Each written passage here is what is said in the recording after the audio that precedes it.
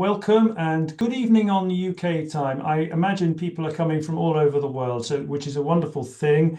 My name is Mark Harris. I am based in Oxford University. I'm the director of the Ian Ramsey Centre for Science and Religion. And Thea, who runs the Oxford Interfaith Forum, invited me to chair this session, which I was very, very glad to do. So this is a session of the Science and Religion in Interfaith Context series. And it's my great privilege to introduce the speaker this evening, Dr. Dafna Ben-Yosef, who has a very, very impressive CV, which I will just summarize for you very briefly. So Dafna earned her master's in bioethics from Ohio State University, and she has a PhD in medical sciences from the Technion in Haifa. She also has further degrees in environmental studies from the Hebrew University of Jerusalem. Dafna has a faculty position at John Carroll University the Department of Theology in Ohio, and she also teaches the Healthcare Ethics and Social Justice course. And she's on the faculty of the Department of Bioethics at the Case Western Reserve University.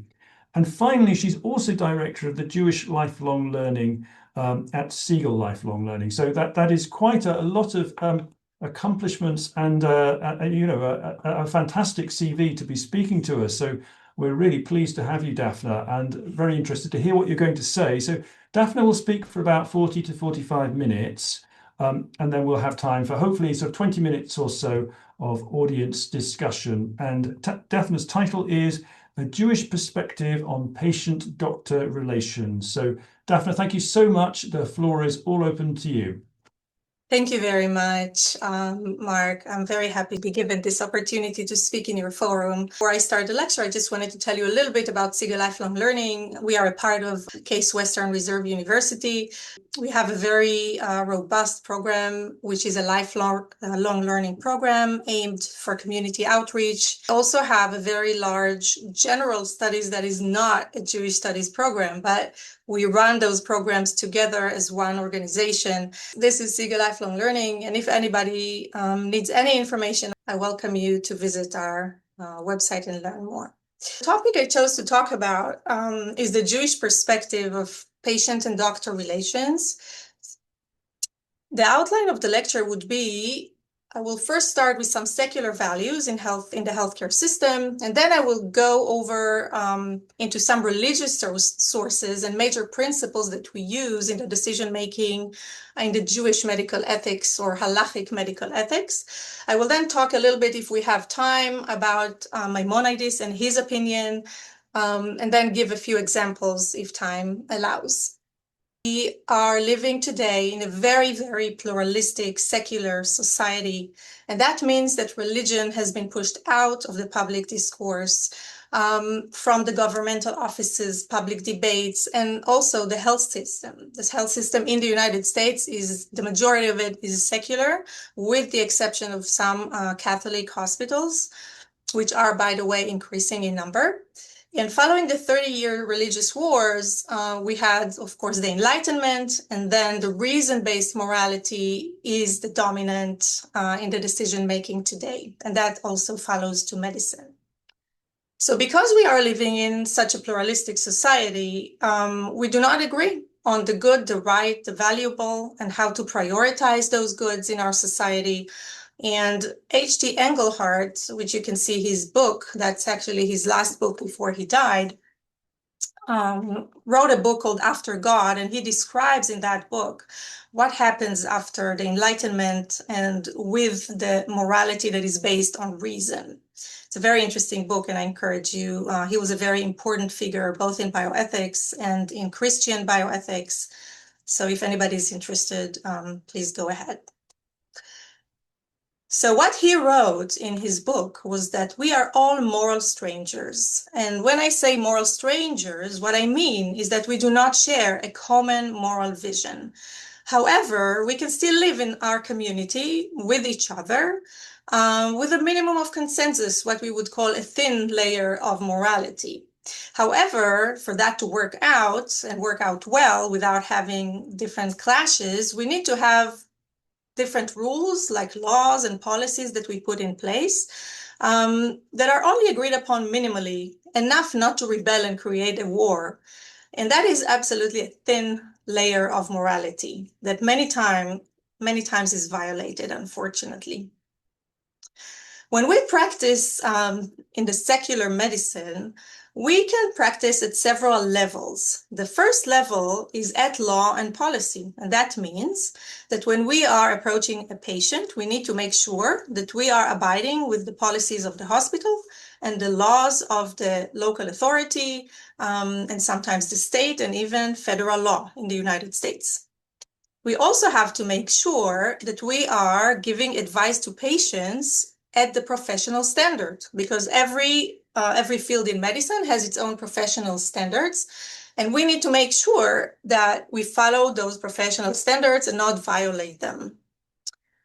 The third level that we practice medicine in the Western world is at the community standards. And that means that if we have a particular community that have specific, I would say, beliefs or standards, we need to make sure if we are serving that type of community, that we are abiding also with the community standards. And one example that I can give is that we have hospitals here in the United States that serve Jehovah's Witnesses, and we have to be aware that Jehovah's Witnesses do not allow blood transfusion. So the hospitals that serve those communities have laws and policies in place just to make sure that everything runs according to the law and no patient's rights are violated. So that is at the community level. And then we have another level, and I put a dividing line because there is still an ongoing debate whether this should be another level of practice, and that is the foundational level.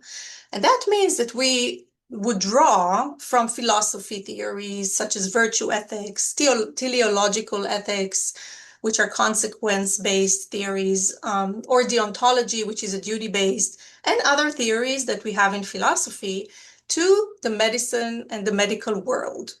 And this is an ongoing debate. Many people feel like we should only abide or stick to scientific data and not involve any philosophy, different virtues, and each one of those theories at all in medicine. So really there is no consensus whether we should or should not. However, personally, I feel that the foundational level contributes quite a lot to medicine. And then another question that follows from that is, should religion be one of those levels of practice? In the secular medicine, we have two very important figures that approached medicine from the principalist approach. And they said, their names are Beauchamp and Childress, and they published a very influential book quite a few years ago. And then that book has also went through different editorials, right? And they now have, I think 6 or 7 books published in that. So the 4 principles are really 4 ways of thinking about patient's care. And the first principle is autonomy. The second one is beneficence, and that means that we have to do something that benefits the patient. The third one is non-maleficence. We cannot harm the patient in our decisions. And we want medicine and the practice to be just to all the patients that we need to take care of. And this seems to be a very good solution, which is practical and applicable principle that can be applied in medical care. However, they believed that there needs to be a common morality in order to use those principles in medicine. And that means that we need to agree on what autonomy means. And I can ask you, is my autonomy your autonomy? Probably not. Do we agree on what benefits or harms the patient? If you think about all of the controversies in medicine about, for example, end of life, about abortions, about all sorts of treatments, do we agree if they are beneficial or harmful to patients? Probably not. And what does justice mean? What kind of values do we have that constitute a just medical system? Do we agree on that? And the answer for that is, unfortunately, that we don't agree. So, should there be an ethical foundational position that forms a moral authority in healthcare? And how do we decide what is the norm and what kind of norms we should follow in medical care? And again, the question that comes as follows is that does religion belong in medicine, in healthcare? If we look on the history of patient and doctor relations in America, but also around the world, up to the 1960s approximately, the system was really based on paternalistic approach. And that means that when you would have come to the doctor, he or she would be the one who makes the decision for you. And then you follow that recommendation. And this is unfortunate. I mean, I would say unfortunately, but some people do want that to continue. This is no longer defensible in the modern and secular medicine today. And today, actually, the right of a patient to refuse or the autonomy of the patient is a key to what we call a shared decision-making. And shared decision-making is the way we make decisions for patients today. And that means that the doctor can offer different treatments, and then it's been discussed with the patient, and the patient can refuse different treatments. They can start a treatment and then decide to withdraw the treatment, or they can just refuse altogether to anything that the doctor advises them. And that is absolutely respected, and it's an ultimate value. So as we said, in the modern healthcare system, the autonomy is usually what prevails, with the exception of a public health risk. So if there is a public health risk, this is an argument that we can bring to say we can override an individual's autonomy in order to think about the public health good. And particularly about autonomy, is that a value that also prevails in Judaism? So that brings me to my second part of the lecture. And in this part, I'm going to look at different religious sources that we draw to make decisions in a Jewish medical ethics way of decision-making. And we're going to look at different principles that we have in Judaism that shape our way of making decisions. In the history of patient-doctor relations in the Jewish perspective, the earliest document that we have is a document called Asaf's Oath. And this is a doctor that lived in the Middle Ages time, in the early Middle Ages time. And he wrote a very influential book at the time, which talks about, it's called Sefer HaRefuot, or the Book of Medicines. And that is the earliest medical ethics book from a Jewish perspective. And going over that book, I realized that many of the values and the principles that he based his writing upon, we are actually using today. For example, one of the values that he talked about is not to kill anybody with the sap of a root. And of course, we have the non-maleficence principle, not to dispense a potion to a woman with a child by adultery. Right? We also can learn about the social norms at the time to cause her a miscarriage.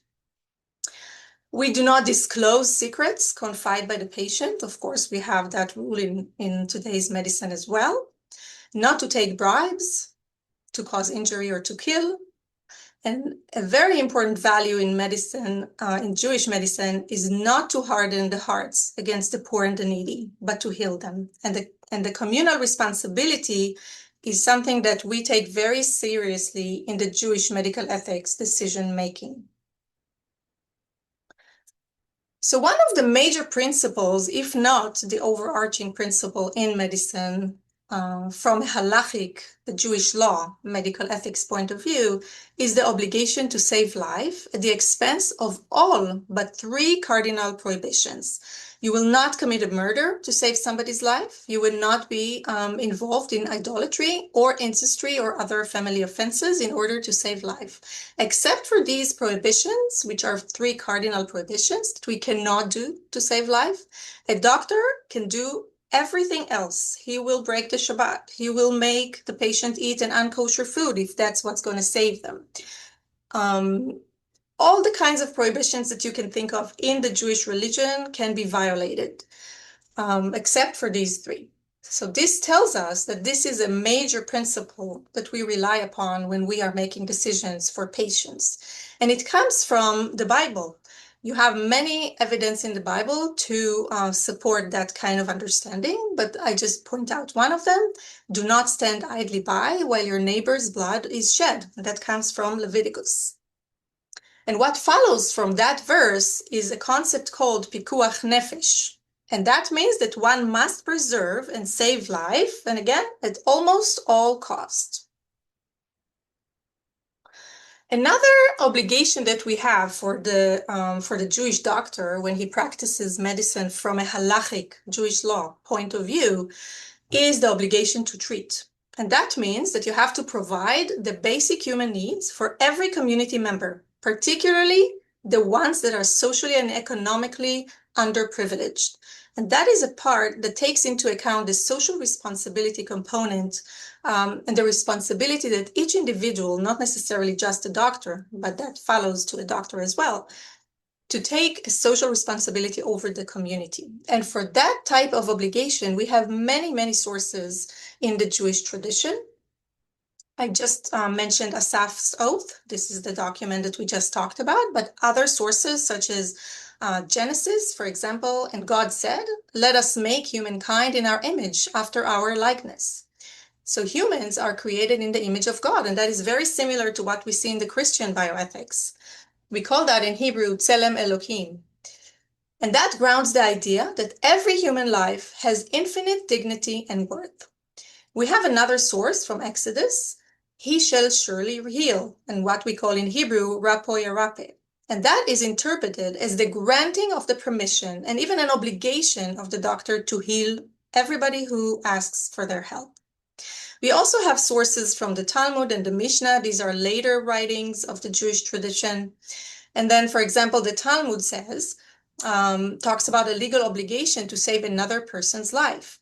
And the Mishnah talks about the charity and kindness as social duties with no fixed limit, and that could be extended to healing. And that means that if some people cannot pay for their treatments, the doctor is obligated to treat them even though they cannot pay, within the social responsibility and the communal responsibility.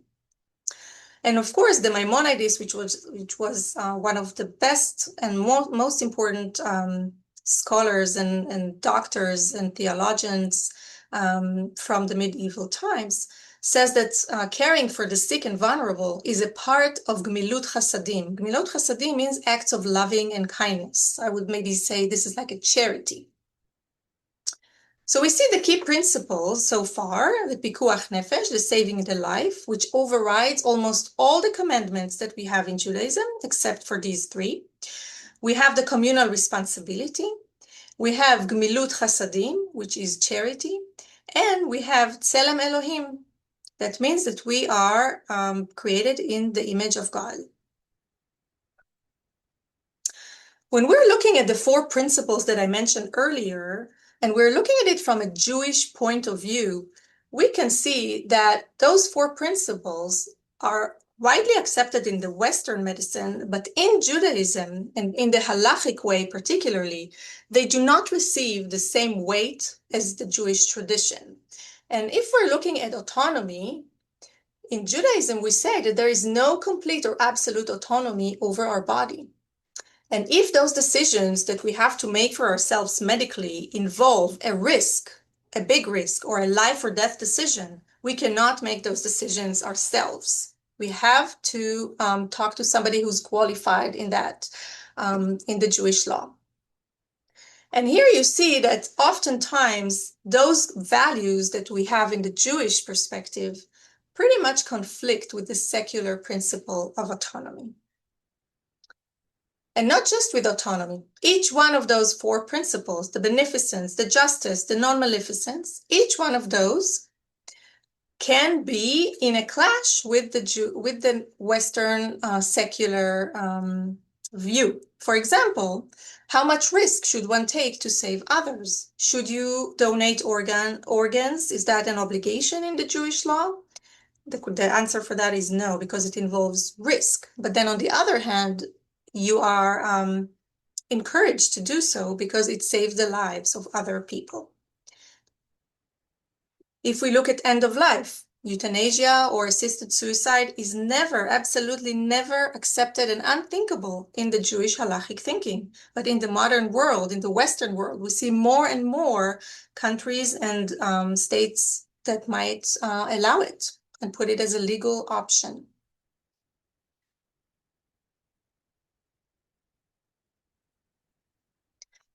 When we're looking particularly about autonomy and asking ourselves, why is it not an absolute value or principles as we see it in the secular medicine?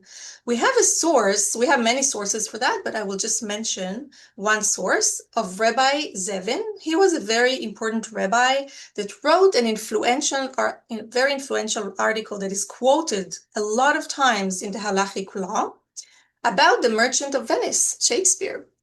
And he asked if the contract that Shylock and Antonio was really something that can hold up under the Jewish law. And he brings in this article a lot of arguments coming from different sources, starting from the early Bible into more modern, rabbinical writings and authorities and different responses that we see from different rabbis. And what he concludes at the very end of this long article is that no court would permit a person to cut the flesh from a living creature. This was their agreement, that if the money is not returned on time, then the lender could take a flesh from his body to pay for the loan. And of course, he rejects it, and he says that this is not permissible in any court because the Torah has a lot of prohibition, both against self-harm and also causing harm to others. And those prohibitions against the self-harm place a clear limit on the bodily autonomy. So the body in the Jewish perspectives is understood as a body that it belongs to God. It does not belong to you. You were given it when you started your life as a temporary steward, but this is not yours to give. And as a result, a person may not harm, destroy, or endanger their bodies or somebody else's. So the conclusion in that article is that the contract is absolutely not valid, but not simply because it involves a forbidden act. It is invalid because the pound of flesh was never Antonio's to offer. He has no right to stake something that was not truly his to begin with. So what follows from that conclusion is that we value the sanctity of life. And even if you save one person, it is as if you have saved the entire world. And this is a very, very important value, and you cannot violate that. So you can override the autonomy of the patient if you believe that this is not in their best benefit and it might risk their lives.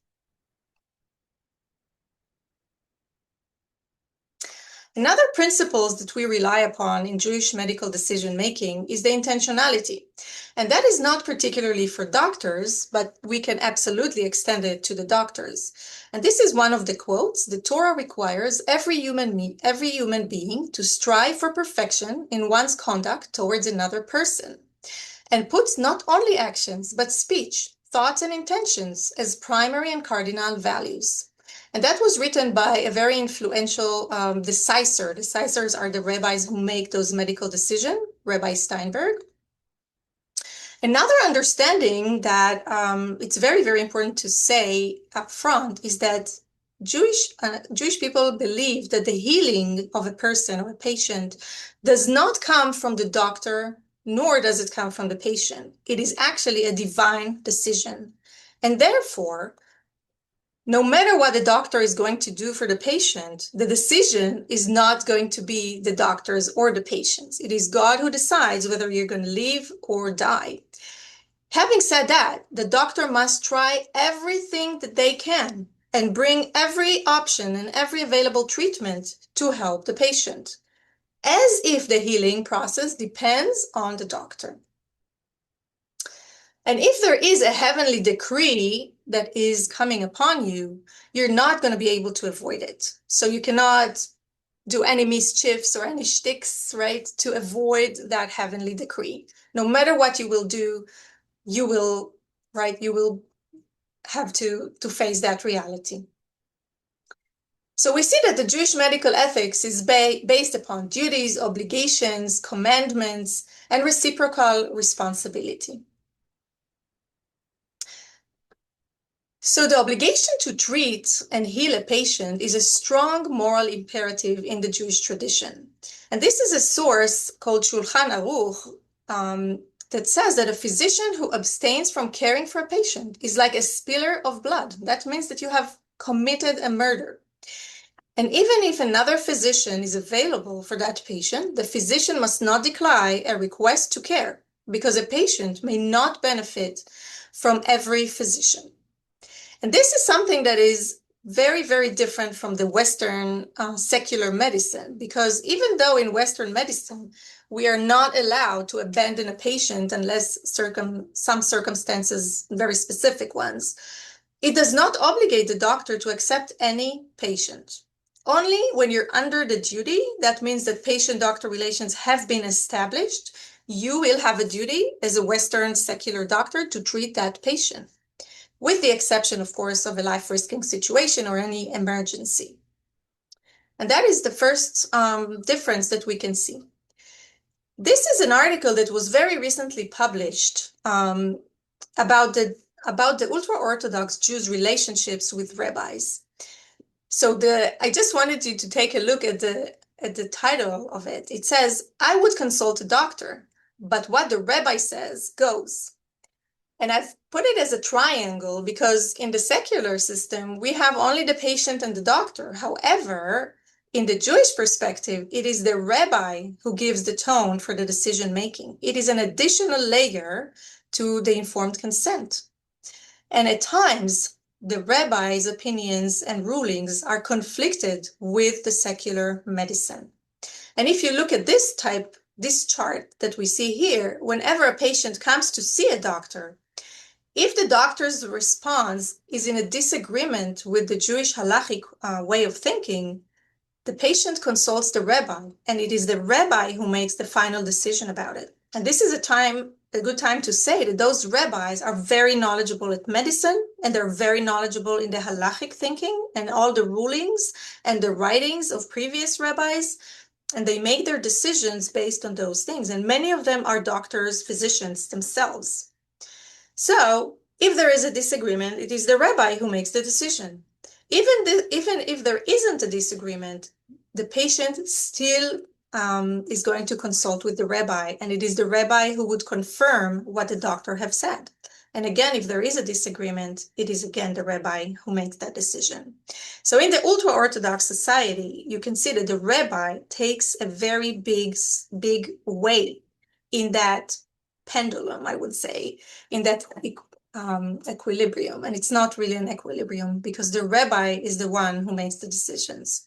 And that is very unfortunate because many times there are conflict in the decision-making between the secular system and then the religious system.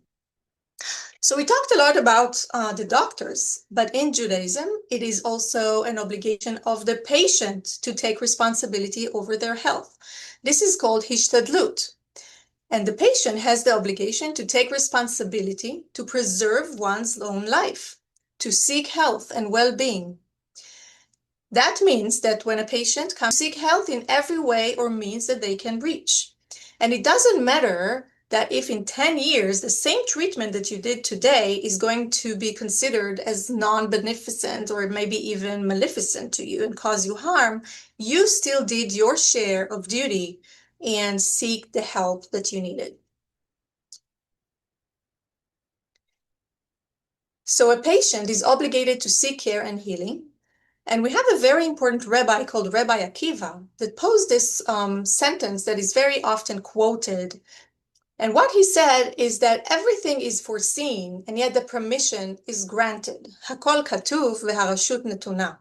And what does that mean? It means that when you are born into this world, your destiny and fate are already foreseen at birth. And that kind of sentence brings a lot of questions.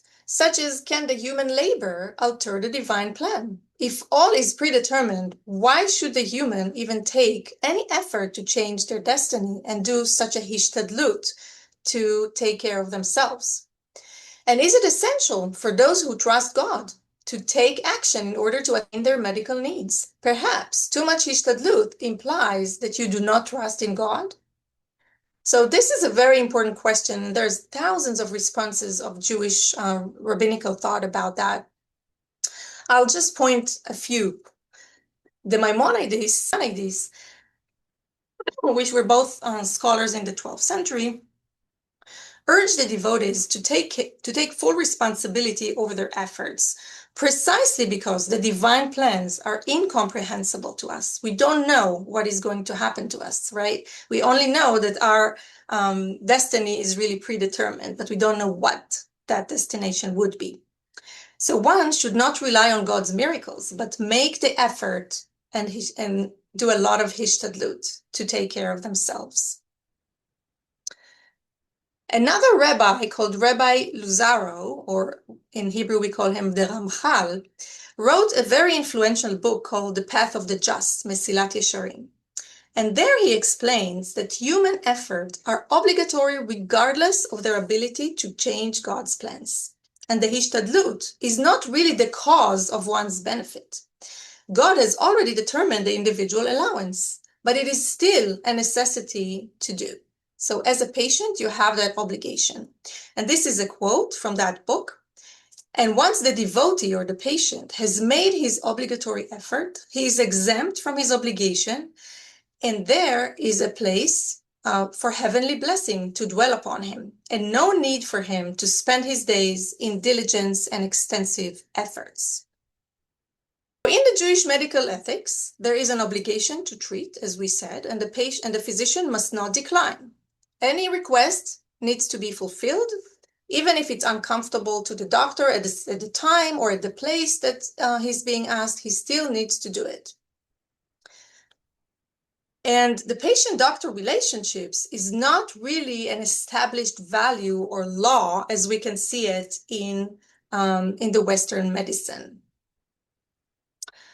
And this is also something very, very interesting to look at, because the Codex of Law, Shulchan Aruch, rules that if a non-expert doctor is practicing with the permission of the community and accidentally harms a patient, he is exempt from paying damages to that patient and is protected by the Jewish law due to the community permission.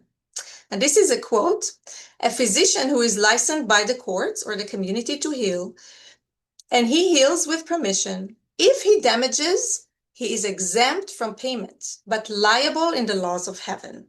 So you're not going to be accused by the community, and you're not going to have to pay damages. However, this act would still be liable in the laws of heaven when you die and face the judgment. That is something that is absolutely very, very different than the Western medicine. Because in the Western medicine, first of all, if the patient-doctor's relations have not been established legally, you don't have, as a doctor, a legal duty to treat the patient. And if any harm is caused to the patient as a result of the unestablished treatment, the doctor would be absolutely liable, and he will pay damages, and sometimes, some circumstances, will lose their license. There will be a very big lawsuit with a lot of millions of dollars, and they will win because the patient-doctor's relations have not been established yet. So this is another difference that we have between the Western and the secular. Another interesting aspect is the disclosure, all right? In the secular medicine, we have to base our information only on facts and communicate everything to the patient. Full disclosure. We cannot withhold any information, because then we will be liable. And of course, the privacy of a patient must not be violated. This is a legal obligation. However, in the halakhic law, whenever awareness of a medical condition is certain to change a married choice, and this is a time to say that ultra-Orthodox people marry by an arranged marriage. So if the doctor has any awareness of a medical condition that is certain to change the marriage choice, even if the prospective bride or groom do not approach the doctor asking about the medical condition, the doctor must communicate the information at his or her own initiative, so as to protect the other party from a substantial harm. And that is something very, very unique to the Jewish medicine. Another issue that we have in medicine in the secular Western point of view is what we call the truth dumping. In a very short time that you have with the patient, you have to disclose all the information. You have to say everything until the smallest detail. And of course, only the truth. However, in the Jewish medical ethics, the Shulchan Aruch, which is a source, and later commentators, forbade the communication of bad medical news to patients in a fragile condition. And why? Because they are fearing of a mental disturbance that might compromise the chance of the survival or recovery of that patient. So you are able to withhold information from the patient in order to not jeopardize his mental health, because mental health in the Jewish perspective is something of most importance, and it will cause you to either die sooner or not heal as well. So there is no need for a full disclosure. This is something very, very unique again and interesting to the Jewish tradition. Avoiding mental suffering is considered a very high priority, much more high than disclosing information to the patient. Another aspect of the disclosure is giving hope to the patient. In the Jewish halakhic way, you would never say to a patient, we are out of hope, there is no other treatments for you, we have tried everything, you're going to die in 6 months or 5 months. This is something that in the Jewish perspective you would not ever do. You would always give hope to the patient, even if you know that the patient is going to die, that you've exhausted all the treatments that you can do for him. You must never deprive a patient from the hope. And that comes from different sources. One of them is the prayer that we recite just before death. It's called the Jewish confession prayer. It's a little different than the Christian one, but it starts with this sentence, may it be your will to heal me completely. So even if you are on your deathbed, you still have the hope within the prayer that God is going to save you and you're not going to die. And that is something that very strongly goes into or extend into the patient-doctor's relations, because a doctor would never deprive the hope from the patient. In the Jewish medical ethics, we have an obligation to treat all. We have a doctor's personal duty, which must respond to any patient seeking help. There is no absolute autonomy in a life-risking situation or in a dangered treatment.